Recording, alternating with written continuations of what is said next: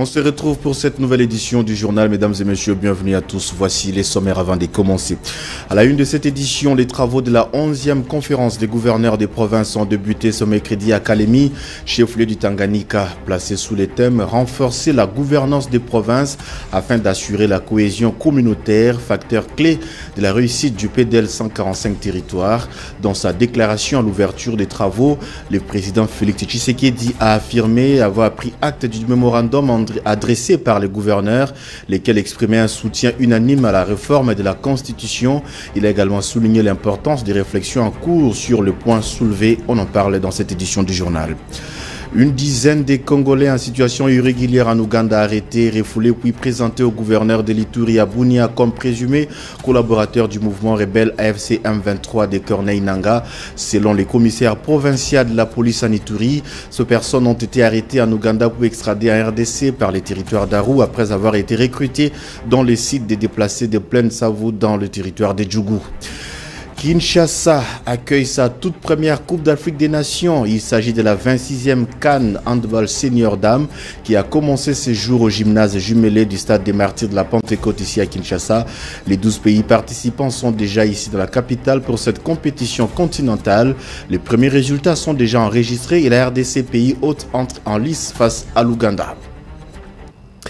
Mesdames et messieurs, bienvenue à tous à cette nouvelle édition du journal. Les travaux de la 11e conférence des gouverneurs des provinces ont débuté ce mercredi à Kalemi, chef-lieu du Tanganyika, placé sous les thèmes « Renforcer la gouvernance des provinces afin d'assurer la cohésion communautaire, facteur clé de la réussite du PDL 145 territoires ».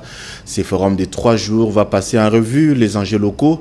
Sous la direction du chef de l'État, les gouverneurs des provinces vont au cours de ces assises adopter des stratégies à mettre en place pour renforcer la gouvernance et les développements dans leurs entités respectives. Nous y reviendrons. Et c'est le mardi que le président Tshisekedi est arrivé à Kalemi, en province de Tanganyika, en vue de rassurer la population sur la mise en exécution de ces 6 engagements énoncés lors de son investiture. Dans son discours, il s'est largement apaisanti sur son programme social tendant au développement du pays pour son 2e quinquennat. C'est sous un ciel chargé de nuages et une pluie battante que le président de la République Félix-Antoine Tshisekedi Tshilombo a fait sa descente à l'aéroport de Kanhinda à Kalemi, où l'attendait la population en liesse. Alors que les températures chutaient, la population déterminée s'était mobilisée en masse pour accueillir le chef de l'État. Les rues menant à l'aéroport étaient bondées de milliers de Kalémiens, brandissant des pancartes et des drapeaux, malgré les gouttes d'eau qui les mouillaient de la tête aux pieds. Cette mobilisation témoigne de l'importance de cette visite pour la population de Kalemi et ses environs. Le point de chute a été le meeting organisé devant le terrain Maendeleo sur la route Lumumba. Tous les Kalémiens se sont donné rendez-vous pour écouter celui qu'ils appellent affectueusement Baba Wataïfa. Dans son adresse, le président de la République a remercié la population de Kalemi pour l'accueil délirant lui réservé, bravant la pluie qui a arrosé la ville. Le chef de l'État a rappelé les 6 engagements de son second quinquennat qui accordent une place de choix à la création d'emplois de jeunes grâce à l'entrepreneuriat, la protection du pouvoir d'achat, assurer avec plus d'efficacité la sécurité pour tous, l'engagement de garantir plus l'accès aux services sociaux de base et les derniers consistant à renforcer l'efficacité de l'administration publique. Bref, des engagements majeurs qui forment les contrats qu'il a conclus avec les Congolais dans le souci de satisfaire toutes les couches sociales de la population. Pour clore son discours, Félix Tshisekedi est revenu sur sa position au sujet du changement de la Constitution. J'ai déjà donné ma position. Je vous fais confiance parce que je sais que vous êtes un peuple mature. On ne peut pas vous empêcher de réfléchir sur votre constitution et de prendre la décision qu'il faut, a conclu le président de la République. Et sur place à Kalemi, le président Tshisekedi a abordé les secteurs sociaux en rassurant la population de sa ferme volonté de voir des prix des denrées alimentaires et des produits de première nécessité baisser. Question d'alléger les charges des Congolais en période de festivités de fin de l'année. On l'écoute. Le troisième engagement que j'avais pris devant vous, c'était celui d'améliorer le pouvoir d'achat. Nous sommes en train de prendre des mesures pour améliorer la vie de nos compatriotes. Nous avons pris déjà des mesures pour baisser le prix du carburant. Nous sommes en train de prendre des mesures qui vont avoir leurs effets très bientôt pour baisser le prix des denrées de première nécessité. Et je peux vous dire que tout est fait, tout est pris en compte pour que vous puissiez passer d'agréables fêtes de fin d'année. Les prix des denrées vont baisser pour permettre au peuple congolais de festoyer dans la joie et dans la dignité. Et vous l'avez peut-être remarqué, cet échange largement partagé sur les réseaux sociaux entre la première ministre Judith Suminwa et l'ancienne première dame de la République du Zaïre, Bobila Dawa, à Rabat au Maroc, où elle vit depuis l'exil politique de son mari, l'ancien président Mobutu Sese Seko Kungwendu Azabanga. Au cours de cet échange, l'ancienne première dame a exprimé sa volonté de regagner la terre de ses ancêtres 27 ans après son départ de la capitale de la RDC. Suivez. Des moments chargés d'émotions entre Judith Suminwa et Bobila Dawa à Rabat. La première ministre a visité ce mardi 26 novembre 2024 dans la capitale marocaine, l'ancienne première dame de la République du Zaïre, aujourd'hui République démocratique du Congo, en séjour de travail au Maroc pour affermir les relations bilatérales entre les deux pays et participer à la 16e édition du Forum MEDES. La chef du gouvernement a effectué une visite pleine de signification à la veuve du maréchal Mobutu. On a lundi na télévision te nommé premier ministre moi si na CPA ki koleka. Na on a CPA boité ba mususu yon surtout ba nomaka ba mibali na mona ka ezali normal. Les deux femmes ont partagé non seulement des mots, mais aussi des émotions et des expériences de vie.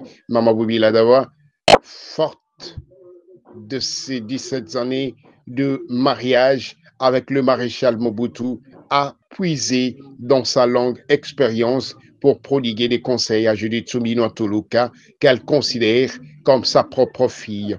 Les conseils remplis de bienveillance et de sagesse ont été reçus avec enthousiasme palpable par la première ministre. À partir du moment où, dans mon programme, je rencontre les Congolais de Rabat, je ne pouvais pas ne pas rencontrer Maman Bobila Dawa. Elle a quand même été une figure importante dans notre pays et c'était, je pense, juste de pouvoir la voir et d'échanger avec elle. Elle a porté les couleurs de notre pays. Elle continue d'ailleurs à les porter. Vous voyez, hein, maman est là dans sa tenue congolaise, en pagne, etc. Et je pense que c'était important de pouvoir la rencontrer, d'échanger avec elle. Elle m'a donné des bons conseils. Cette rencontre entre Judith Suminwa Tuluka et Maman Bobila Dawa n'était pas seulement une simple visite, mais un symbole puissant de la continuité et de l'héritage de femmes leaders en République démocratique du Congo. Chose promise, chose due. Le vice-premier ministre en charge des transports, Jean-Pierre Bemba, a lancé officiellement l'opération de délivrance du nouveau permis de conduire biométrique sécurisé avec puce répondant aux standards internationaux. La délivrance de ces documents et la concrétisation de la promesse du chef de l'État, Félix Tshisekedi, faite à la population congolaise. Le lancement officiel de la délivrance du nouveau permis de conduire biométrique sécurisé avec puce répondant aux standards internationaux a eu lieu le lundi 25 novembre 2025 à Kinshasa. Pour le vice-premier ministre, ministre des Transports, Jean-Pierre Bemba Gombo, le nouveau permis de conduire biométrique sécurisé avec puce n'est pas seulement un document administratif, il est la preuve de la compétence, de la responsabilité et du civisme de chaque conducteur. C'est depuis 2017 que la délivrance des permis de conduire a été suspendue sur toute l'étendue du territoire de la République démocratique du Congo. Cette situation a connu comme conséquence l'expiration de tous les permis de conduire, la délivrance illégale de tenant lieu des permis de conduire qui a généré une recrudescence d'accidents liant principalement aux erreurs de conduite et au non-respect du code de la route. Désormais, l'obtention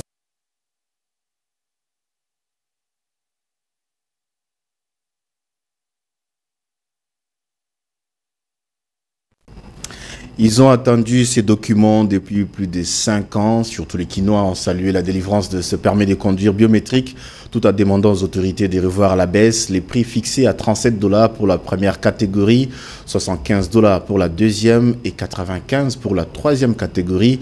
Ils sont au micro de Joël Ochudiema et Faïda Kimbembi.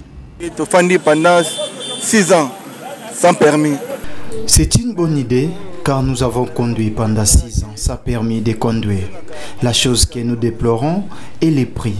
Que le ministre des Transports baisse un peu les prix pour nous aider aussi. Un peu qu'on réduire. En premier lieu, j'ai dit un grand merci. C'est une bonne chose.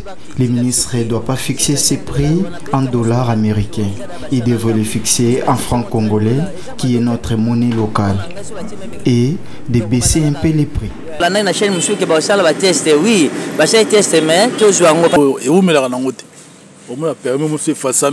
Ce nouveau permis est encore invisible. On ne l'a pas vu. Chose qui est vraie, nous demandons la baisse du prix et faut qu'il soit efficace pour tenir pendant 5 ans avant son expiration.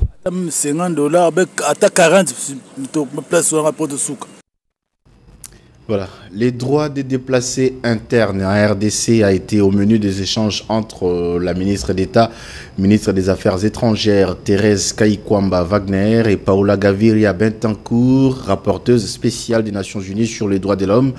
La réunion qui s'est tenue à Kinshasa a permis de mettre en lumière des enjeux majeurs liés aux déplacements forcés dans le pays, notamment dans les provinces de l'Est, en proie à une crise humanitaire et sécuritaire persistante.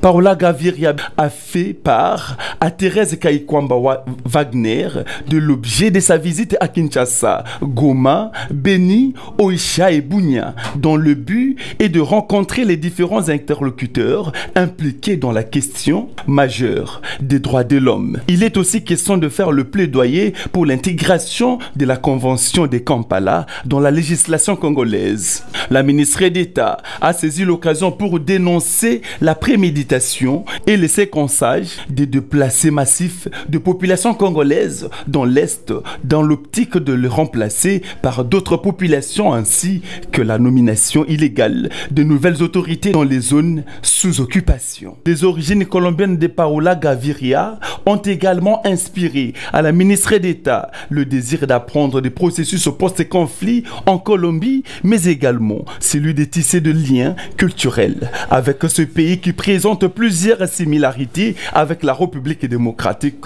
du Congo. La rapporteuse spéciale sur le droit de l'homme des personnes déplacées en séjour de travail de 6 jours prévoit de quitter la République démocratique du Congo par Goma pour s'imprégner de la situation préoccupante des déplacés victimes de multiples conflits dans la partie orientale du pays.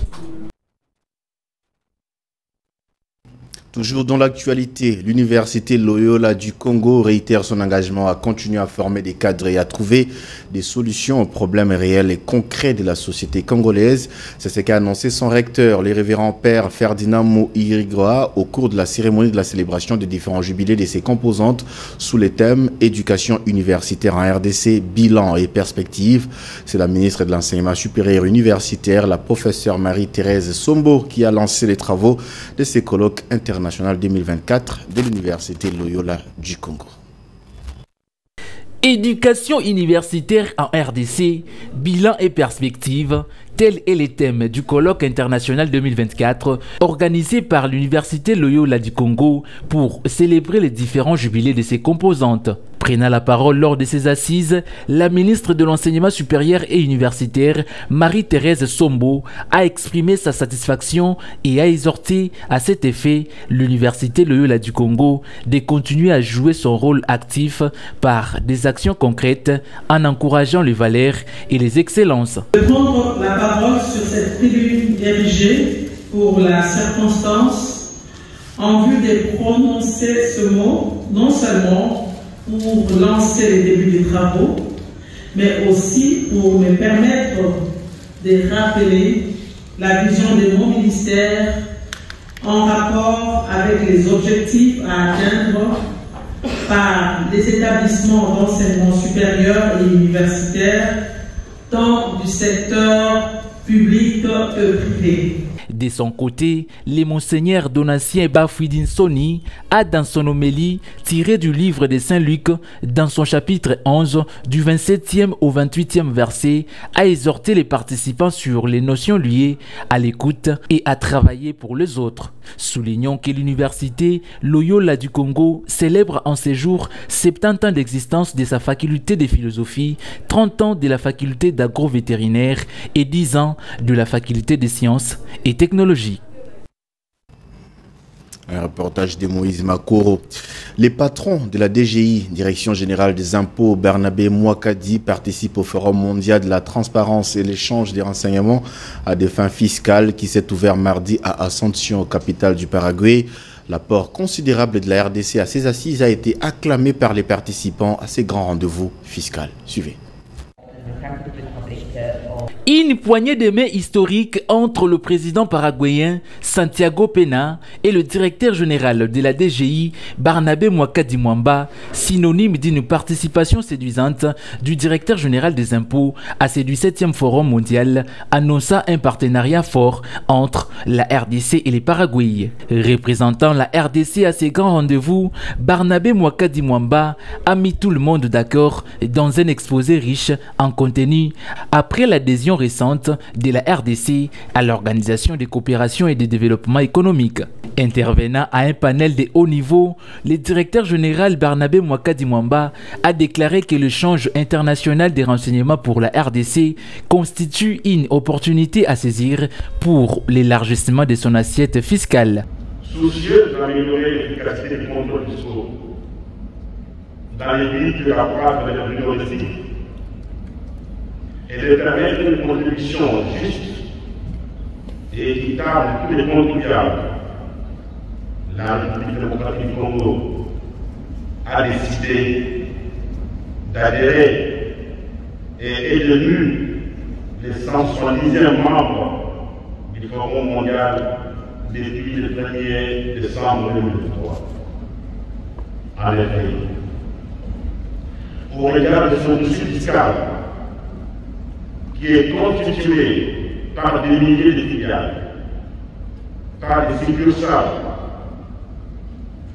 par des établissements stables, des entreprises internationales, l'échange international des renseignements pour mon pays constitue une opportunité à saisir pour pousser l'élargissement des frontières fiscales. Ouvert mardi 26 novembre, ces assises qui vont se clôturer ce jeudi 28 novembre ont tablé sur les renforcements des mécanismes de partage d'informations sur les domaines fiscaux.